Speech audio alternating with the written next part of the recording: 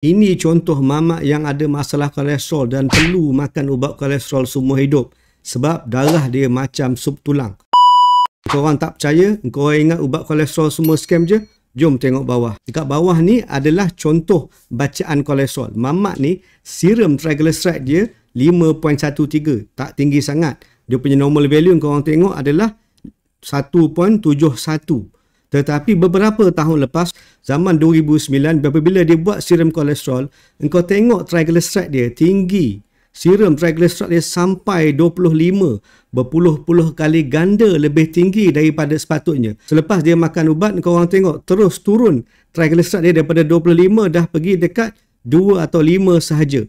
Mamak ni kalau tak makan ubat, darah dia sama dan serupa dengan sup tulang. Tak percaya? Jom aku tunjuk. Yang ini adalah contoh darah yang normal. Apabila kita ambil darah, letak dalam tube sampel darah, kita pusing-pusing sikit, kita nampak yang atas tu serum, yang bawah tu adalah sel-sel darah.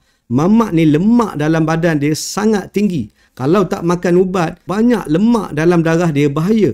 Yang ni darah dia masuk dalam tube darah. Apabila kita pusing-pusing sikit, nampak lemak tu tinggi. Yang putih yang kita nampak dekat bawah tu adalah semua lemak. Yang bawah tu adalah sel-sel darah. Ini contoh orang yang ada penyakit familial hypertriglyceridemia.